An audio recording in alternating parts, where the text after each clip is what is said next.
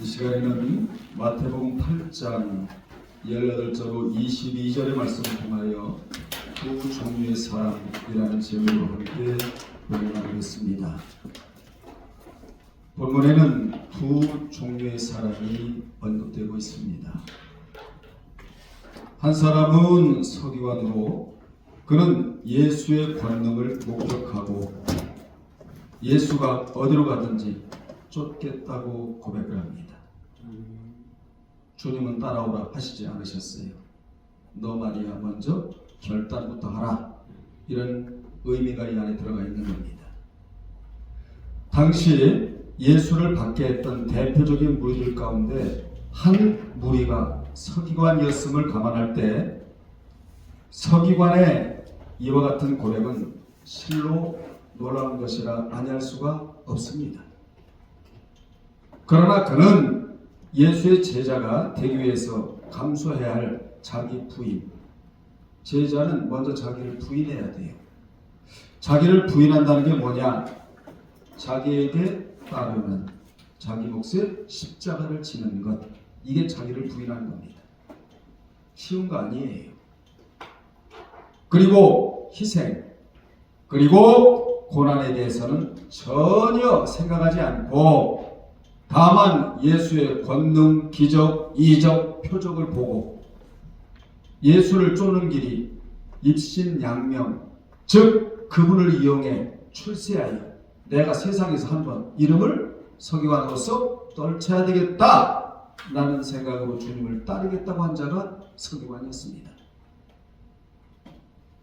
그는 그 길이 최선의 길이라고 생각했지만 주님은 그에게 긍정도 부정도 않으신 채 자신을 따르는 자에게 이 말 고난만을 말씀해 주셨어요.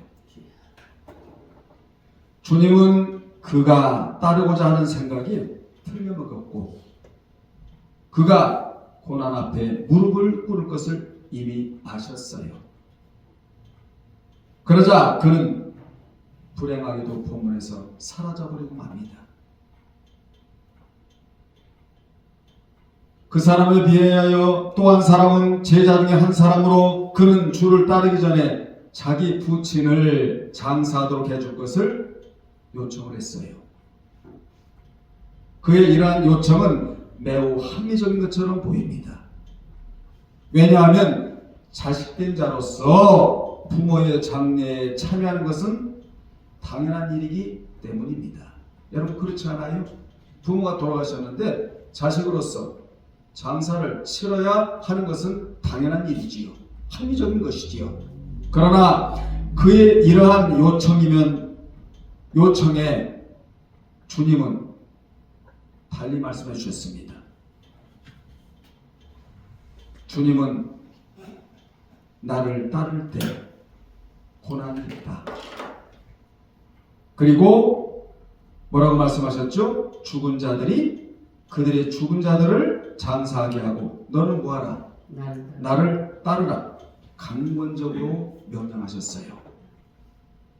서기관은 예수님을 이용하여 출세의 눈이 멀었다면 또 한 사람은 이 세상에 미련을 버리지 못해 영적인 일에 미온적이고 소극적인 사람을 여기서 우리가 알 수가 있는 거예요. 이걸 보여주는 거예요, 성경은.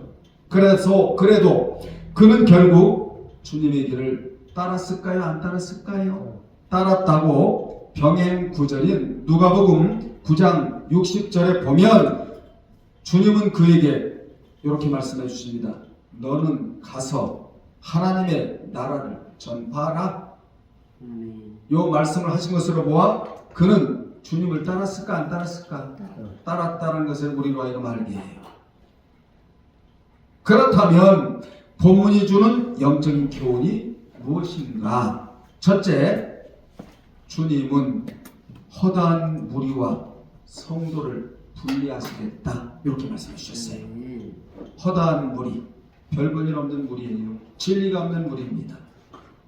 소위 말씀에는 관심이 없고 사업 예수, 나를 치료하는 예수, 우리 아들 서울대 들어가게 하는 예수, 장사가 잘 되게 하는 예수, 이거 다 허다한 무리들이에요.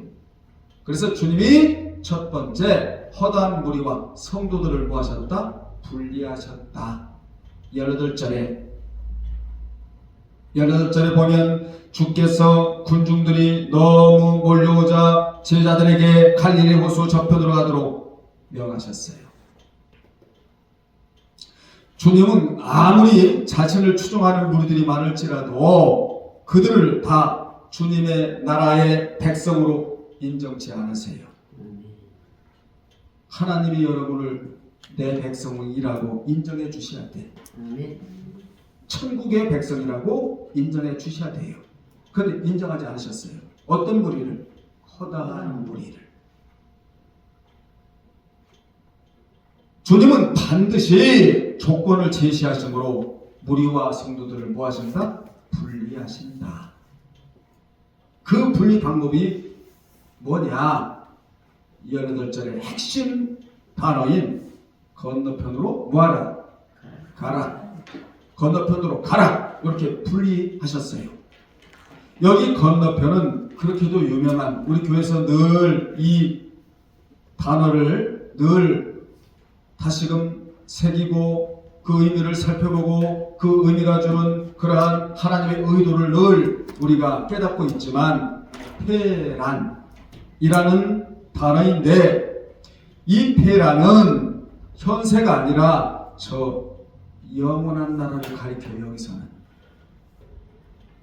그래서 주님은 자신과 함께 저 천성길로 가는 자들, 여러분 어디로 향하여 한 걸음 한 걸음 발걸음을 내딛습니까?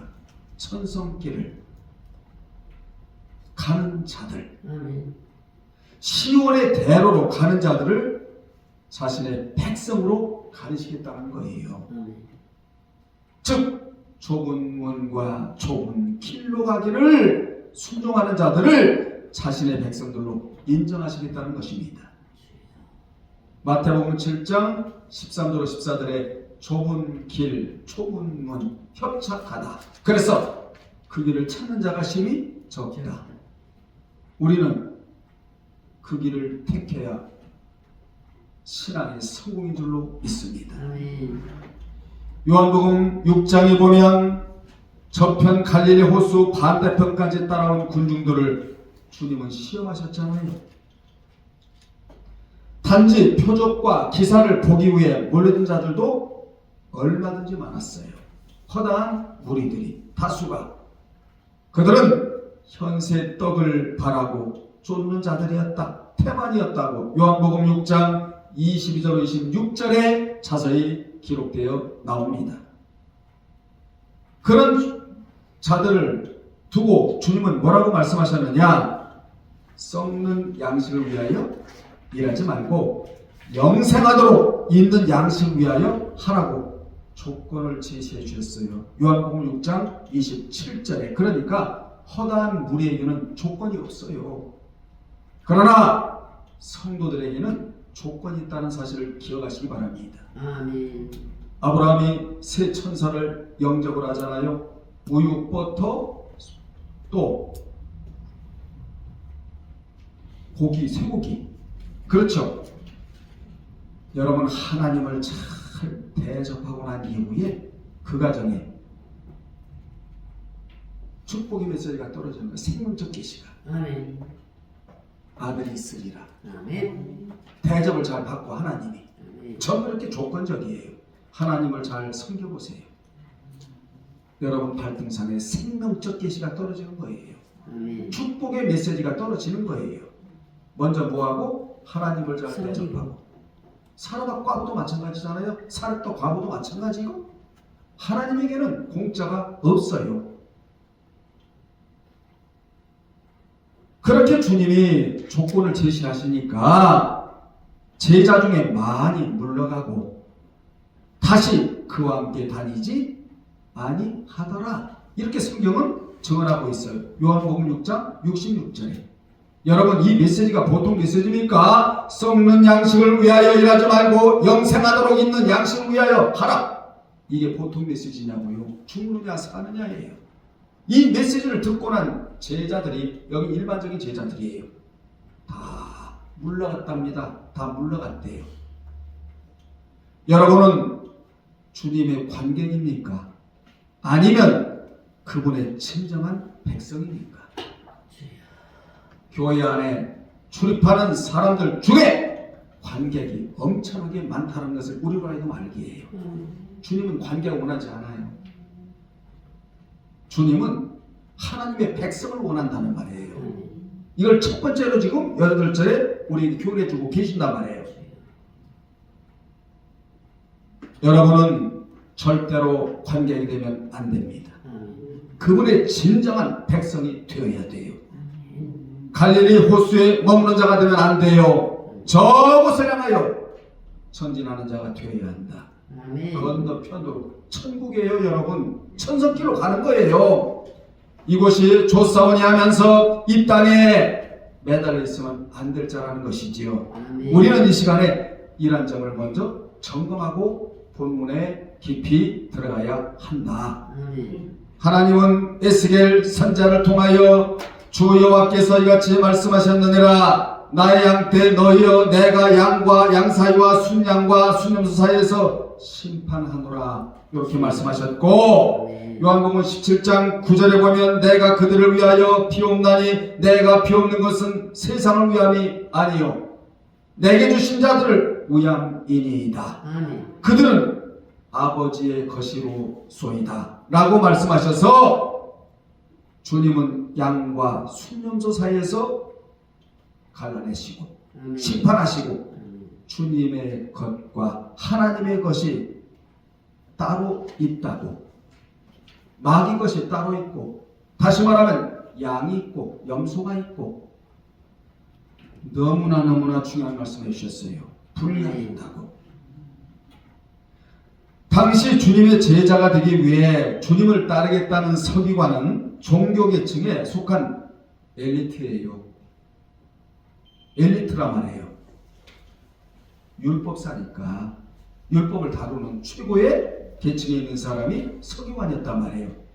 그들은 백성의 군임하며 율법과 종교 전통을 가르치고 동시에 명예와 부를 축적한 자들이 서기관이었어요.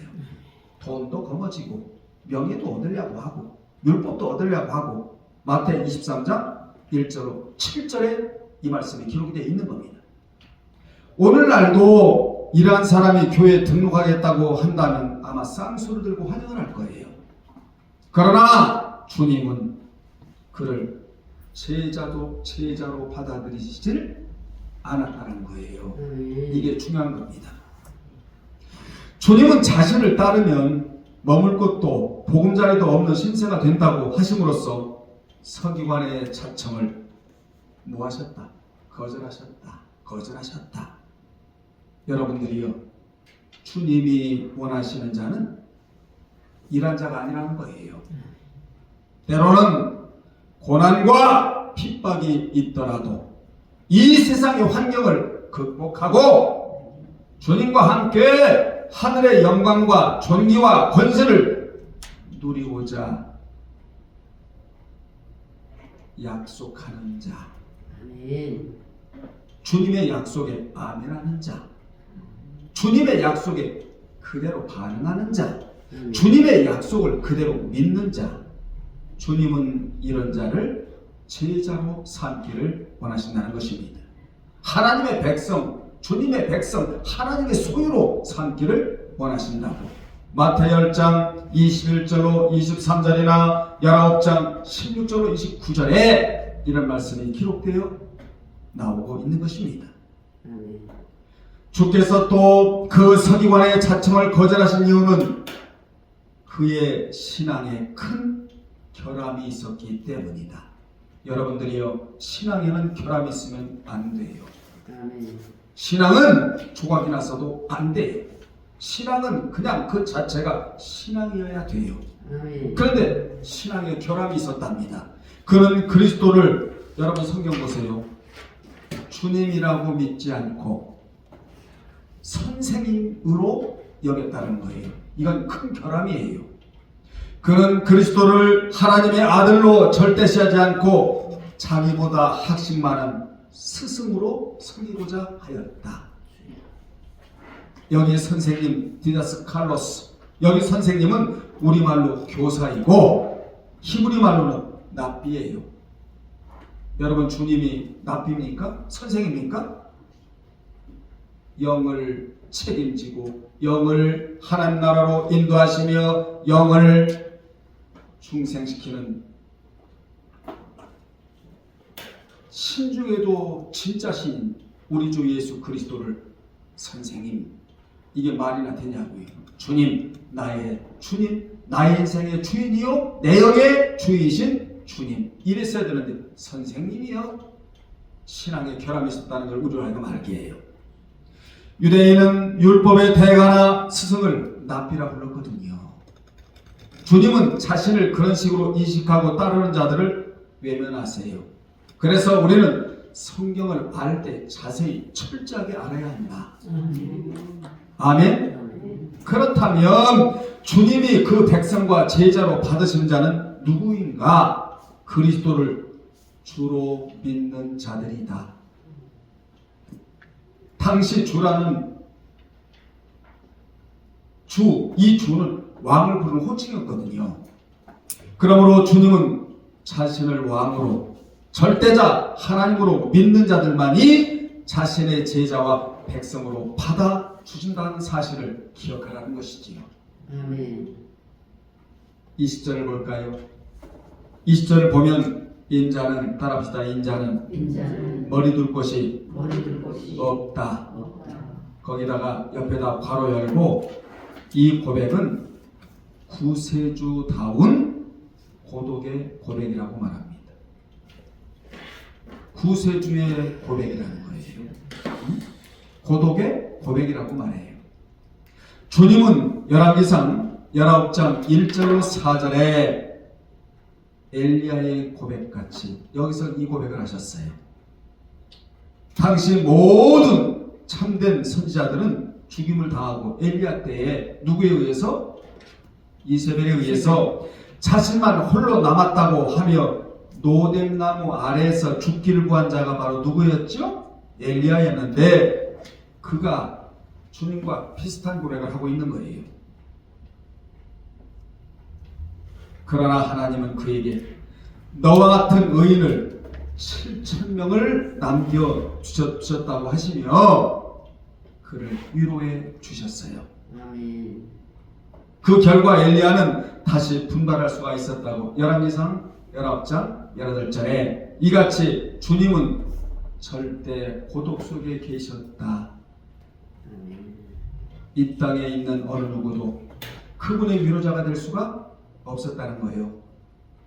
제자들과 대화도 되질 않았어요. 마태 16장 5절로 12절이나 21절 23절에 보면 주님과 제자들과의 그 관계에서 대화가 되질 않았어요. 세례요한도 그리스도의 친구 즉 벗이 되어줄 수는 없었어요. 심지어 가족들도 주님을 이해했다 못했다, 못해서 미쳤다고 그랬다고, 미쳤다고, 주님으로 미쳤다고, 가족들까지라도. 여러분, 주님은 어떤 분입니까? 절대자입니다. 절대자이기에 그 누구와도 가슴을 털어놓고 대화할 상대가 없었다. 그래서 무슨 고백이라고 한다? 구세주다운 고백, 고독의 고백이라고 한다. 아멘.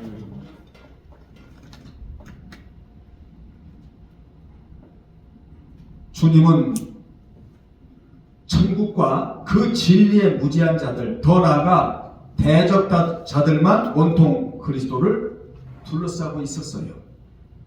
그분은 흔히 사람들이 말하는 군중 속의 고독이라고 하듯이 대화할 자도 없고 친한 벗도 없었다.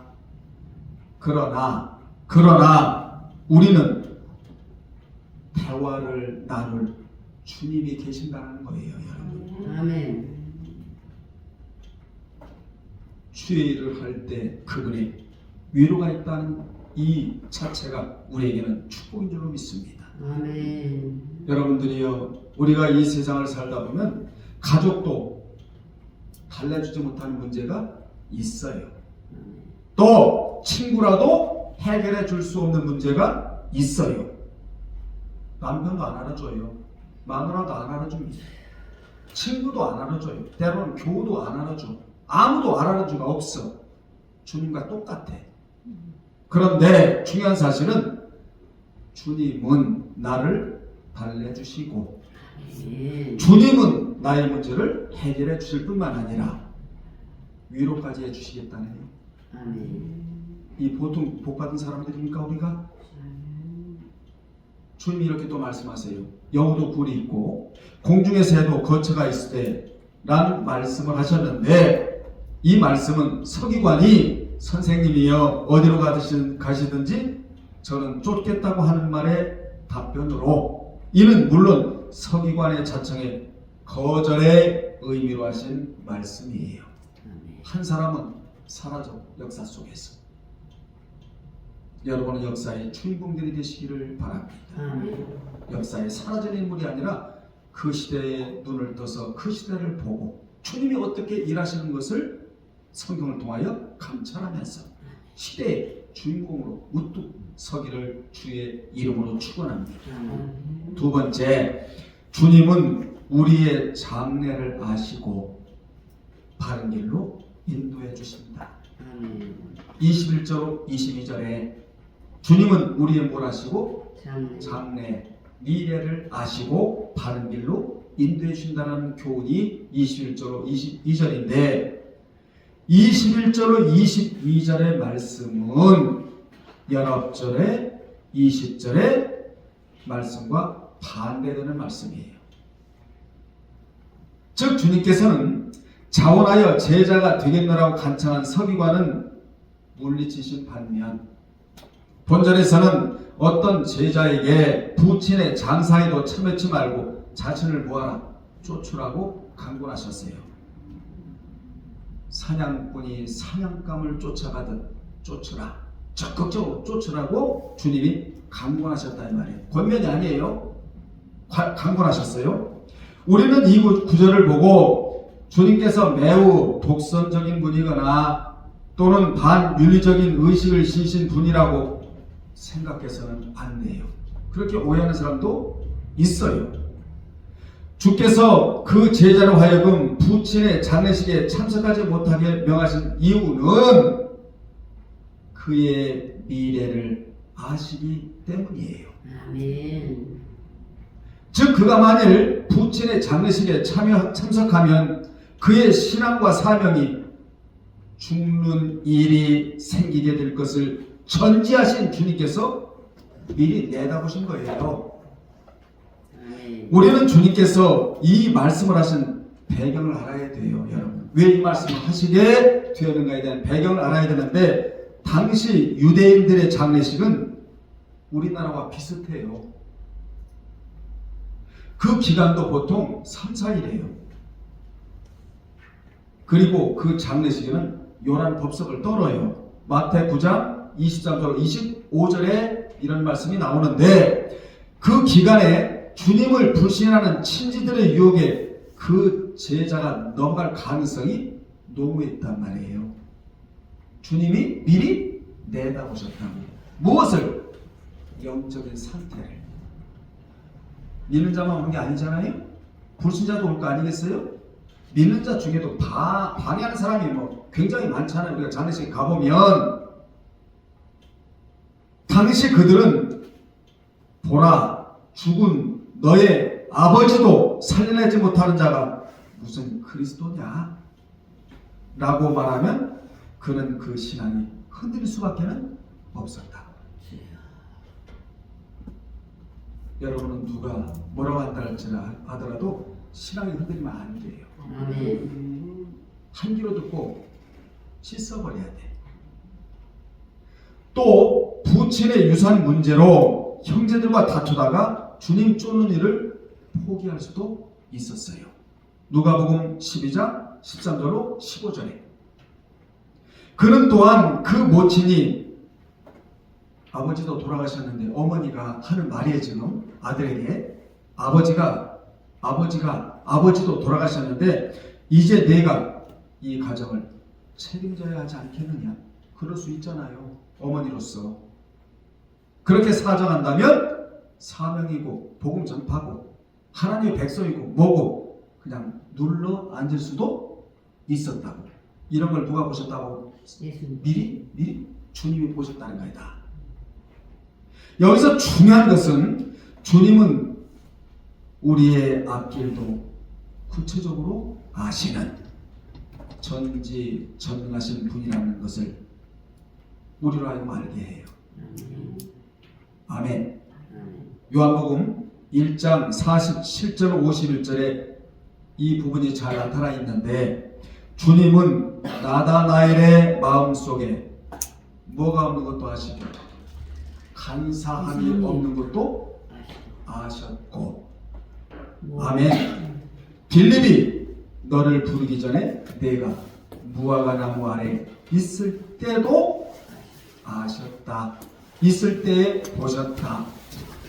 주님은 주님이 하나님의 아들이시고 이스라엘의 임금이라고 고백하자 이보다 더 큰 일을 보리라고 하신 대로 가나의 혼인잔치집에서 물이 변하여 포도주가 되는 표적을 보게 하셨어요. 여러분이요, 이 나다나엘은 무화과나무 아래 밑에서 율법을 읽고 앞으로 메시아가 오실 것을 기다리는 자였다. 미리 다 주님이 알고도 아셨다. 아멘. 자, 따라합시다. 주님은 우리의 처지, 사정, 실정, 형편, 장점, 단점 모르실까요? 너무나 잘 아시는 주님이다 이 말이야. 이것만 제대로 여러분이 믿어도 기억해도 신앙의 실족은 없는 거지요. 왜요? 아시니까. 그분이 모르시는 문제인데 아신다는 거예요. 그래서 그 제자의 마음과 그 앞길을 아셨기에 죽은 자로 하여금 죽은 자를 장사하게 하라고 하시며 장례식에 참여하는 것을 만류하신 것이지, 주님은 인륜도 없고 도덕도 없고 부모를 무시하고 장사 그것도 하지도 말고 이런 주님이 아니다. 여기서 죽은 자란 영이 죽은 자가, 몸이 죽은 자를 장사 친에게 하라는 말씀이에요. 영이 죽은 자들은 언제나 영이 살아있는 자에게 악영향을 끼치게 마련이잖아요. 세속에 빠진 자는 영이 죽은 자와 같거든요. 그러한 자들에게 가면 그 제자의 신앙도 죽는 일이 생기기 때문에 가지 말라고 하셨다. 아멘. 주님이 가시지 말라고 하시는 데에는 그만한 이유가 있지요. 여러분들이요, 주님이 가지 말라고 하는 그 길 굳이 갈 필요가 없잖아요. 가라면 가세요. 가지 말라고 하는 그 길 굳이 갈 필요가 없지 않습니까? 만약에 여러분이 주님이 가지 말라고 하신 그 길을 갔다면 신앙이 그냥 주저앉을 수밖에 없는 거예요. 신앙은 일어나 있어야 되거든요. 일어나서 서 있어야 할 것이 신앙이거든요. 그러므로 신앙은 나 자신이 나를 제어할 수 있는 능력이 있어야 한다. 주님은 우리가 신앙적으로 위험에 처하거나 신앙에 죽는 길을 절대로 허락하지 않아요. 살 길을 가라고 하시는 분이고 살 길을 허락하시는 분이지, 신앙이 냉각되거나 신앙이 떨어지거나 믿음이 떨어지거나 불신 쪽으로 가는 방향에 절대로 주님이 가라고 하시는 분은 아니다. 세 번째, 신앙은 차선의 길이 아니라 최우선의 길이라고 21절에서 말씀해주고 있습니다. 21절에 보면 제자 중에 하나가 주님께 구하기를 주여 나로 먼저 가서 내 부처를 장사하게 허락하옵소서 라고 말합니다. 누가복음 9장 50절에 의하면 한 제자의 대답은 주님께서 나를 쫓으라 라고 말씀하신 데에 대한 반응이었음을 알 수가 있어요. 이 제자는 부친상을 당했으므로 주님의 명령에 대한 그의 반응은 매우 합리적인 것으로 여겨진다고 제가 좀 전에 말씀드렸는데, 왜냐하면 부친의 장례를 치르는 것은 자식으로서 마땅한 도리였기 때문이다. 그러나 주님은 다시 말씀하시죠. 죽은 자들로 저희 죽은 자를 뭐하게 하고 장사하게 하고 너는 나를 바짝 따르라. 즉 주님은 먼저 모든 것을 접어두고 무엇보다도 자신을 쫓도록 요구하셨다. 아멘. 뭐가 급하니까? 영적인 영적인 것이 급하니까. 육적인 것보다도. 그래서 사실은 목사와 의사는 죽은 자를 상대하는 사람이 아니라 현재 살아있는 사람을 상대하는 사람들이 목사이자 의사예요. 아멘. 살아있는 사람을 먼저 건져내야지요. 위에서도 언급했듯이 주님은 마치 부모와 자식 간의 인륜을 저버리는 지극히 이기적인 말씀을 하신 것이 아니다. 그렇다면 주님께서 과연 신앙을 위해서라면 부모 자식 간의 인륜도 저버려야 한다고 말씀하신 것이 아니라고 분명히 말씀드렸어요. 자, 잘 들으세요. 주님은 다만 이 제자의 대답을 통해 그가 육적인 일에 미련을 두고 영적인 일을 추구하는데 미온적이고 소극적인 것을 아시고 신앙의 길은 차선의 길이 아닌 최우선의 길임을 여기서 가르치고 계시는 거예요. 아멘. 주님은 부친의 장사도 중요하지만 중요하지 않다는 게 아니에요. 더 중요한 것은 신앙의 길은 기회가 주어졌을 때 가지 않으면 다시는 가지 못할 수도 있다는 것을 가르쳐주고 계시는 거예요. 아멘. 말씀 배우는 것도 마찬가지예요. 기회가 있다고. 이 기회는 영원히 있는 게 아니에요. 네. 그래서 기회라는 동물은 앞에서 잡아야 된다는 말이 있어요. 꼬리를 잡으면 잡을 수가 없어. 미끄러졌어. 여러분 우리가 1년에 52주인가 그런가요? 11시 예배를 1년에 52회 정도밖에 못 드려요. 52회 예배 드릴 때마다 하나님이 연락하시는 예배를 드려야 돼요. 아멘. 그래서 예배 생명을 걸어야 되는 거예요. 아멘. 왜냐? 예배가 살아있어야 되니까. 아멘. 예배가 죽으면 모든 것들이 다 죽어 있는 거예요. 아멘. 예배가 살면 모든 것들이 다 살아있는 거예요. 아멘. 예배 드릴 때마다 하나님이 받으시는 예배. 이 주인공들이 바로 여러분이 되어야 될 줄로 믿습니다. 아멘.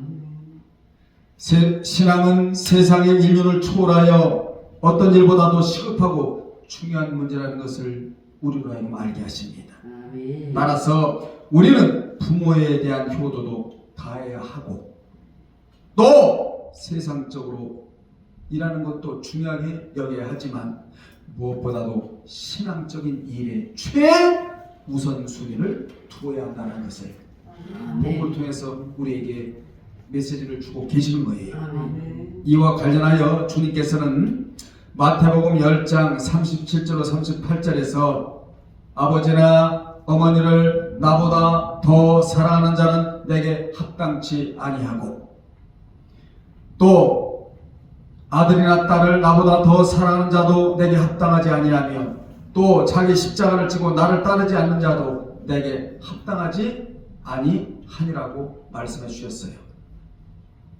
당시 많은 사람들이 세상에 대한 미련으로 신앙의 길을 최우선으로 두지 아니하고 차선으로 뒀거든요. 신앙을 다음으로 밀어버렸단 말이에요. 육적 일을 앞세우고 그들은 이 핑계 저 핑계를 대면서 신앙의 길을 걷는 것을 뒤로 다 미루고 말았다고. 미룰 게 따로 있지요. 우리는요 섬기는 것도 미루면 안 돼요. 아멘. 회개도 미루면 안 돼요. 아멘. 신앙을 뒤로 미루면 안 돼요. 항상 앞세워야 돼요. 왜냐? 영이 있어서 육이 있기 때문에 그래요. 아멘. 아멘. 육의 문제는 영의 일이 아니면 영일 것이 아니면 해결할 수가 없는 거거든요. 그들은 마치 혼인잔치를 베푼 임금에 비유해서 임금의 초청을 이 핑계 저 핑계로 거절했던 사람들과 같았습니다. 그들은 오늘 또 바빠서 좀 더 나중에 이걸 외치며 신앙의 길을 가는 것을 뒤로 미루었다. 그러나 그런 사람이 맞게 되는 결국은 어두운 곳에서 슬피 울며 후회하게 된다는 것이에요. 그러므로 우리의 신앙의 길은 차선이 아니라 최우선의 길임을 오늘 이 시간에 명심하시고 기회가 주어진 지금 주님의 부르심에 응하여 신앙의 길, 생명의 길을 걸어가는 저와 여러분이 되어야 될 줄로 믿습니다. 아멘. 오늘 본문은 우리가 희생 없이 주를 따른다는 것이 불가능함을 가르쳐주고 있는 거예요. 이는 아무런 희생 없이 복과 생명을 얻으려고 하는 우리들에게 큰 도전을 주고 있는 겁니다. 이제 우리는 오늘 서기관처럼 희생 없이 주를 따르려고 하는 어리석은 생각은 버려야 된다. 아멘. 주를 따르려면 항상 희생과 함께 가야 한다. 아멘. 우리 모두는 현재가 전부가 아닌 영광스러운 미래를 바라보며 주를 위해 희생할 수 있는 참된 신앙인이 될 때에 그 시대의 주인공은 물론 주님의 참 제자가 될 수 있는 것입니다. 아멘. 그래서 신앙에도 특화된 신앙이 있다고. 아멘. 특화된 신앙, 고등신앙, 주님에게 배우고자 하는 제자가 있단 말이에요. 아멘. 누가복음 19장 17절에 보면 주인이 이르되 잘하였도다 충성된 종이여 착한 종이여 내가 지극히 작은 것에 충성하였으니 열 고을 권세를 차지하리라 라고 하셔서 여러분이 제자만 된다면 천년왕국에서 열 고을을 다스리는 것만큼 큰 것을 맡기고 그만한 권세와 영광을 준다고 약속해 주셨어요. 아멘. 참 제자, 일반적인 제자가 아니고 지식적인 제자가 아니고 참 제자, 아멘. 주님이 만드셨던 12명의 제자. 이같이 하늘나라에서는 많이 받는 자도 있고 12지파를 다스릴 수 있는 것으로 보아 그곳에는 놀고 먹고 사는 나라가 아니라 신령한 나라라는 것을 우리로 하여금 알게 해요. 천국에도 일하는 나라예요. 아멘. 아멘. 성도가 이 세상에서 신앙길을 간 것만큼 그 나라에 가면 영광이 있고 큰 자가 있고 아멘. 작은 자도 있다고 마태오장 19절에 어떤 자는 구원을 얻었으나 불 가운데서 벌거벗고 남은 것과 같은 자도 있다고 고린도전서 3장 15절에서도 이야기해주고 있어요. 어떤 자는 천국에 들어갈 때 넉넉하게 들어가는 자가 있고 반대로 어떤 자는 겨우 들어가는 자가 있다. 베드로서 1장 11절에 보면 천국 들어갈 때 넉넉하게 들어간다는 거예요. 이 얘기는 무슨 얘기냐? 상급을 소유한 채 들어가는 자를 넉넉하게 들어간다고 말을 해요. 아멘. 그런데 반대로 목사님 겨우 들어가는 자가 어디 있어요? 항상 성경 반여가 있잖아요. 넉넉하다 그러면 반여가 있는 거예요. 겨우 들어갈 자가 있다는 것을 우리가 알게. 여러분은 천국 들어가실 때 어떻게 들어가실래요? 넉넉하게. 아멘. 특화된 신앙, 고등신앙으로 넉넉하게 들어가야 돼. 아멘. 아멘. 끝으로 서기관은 아웃되고 말아요. 성경에서 사라져버려요. 왜요? 주님을 이용해서 출세해서 뭔가 자기의 유익을 추구하고자 했기 때문이다. 굉장히 많습니다. 오늘날의 이런 자들. 그런데 또한 제자는 영예를 우선한 거예요.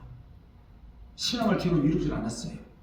그래서 그는 주님의 복음을 전파하는 참 제자로 성경에 기록이 되어 있다. 아멘. 우리는 오늘 말씀 들으면서 무엇을 앞세워야 된다? 신앙을 신앙을 앞세워야 된다. 최우선에 두어야 한다. 기도하겠습니다. 하나님 아버지, 우리가 신앙길을 간다면 최선을 다하여 이 길을 간다면 제자에게 주시는 큰 대접을 우리가 받을 줄로 믿습니다. 서기관과 바리새인 같은 그런 신앙자가 아니라 오늘 본문에 나오는 이 제자 같은 자들이 되게 도와 주옵소서. 예수님의 이름으로 기도드리옵나이다. 아멘.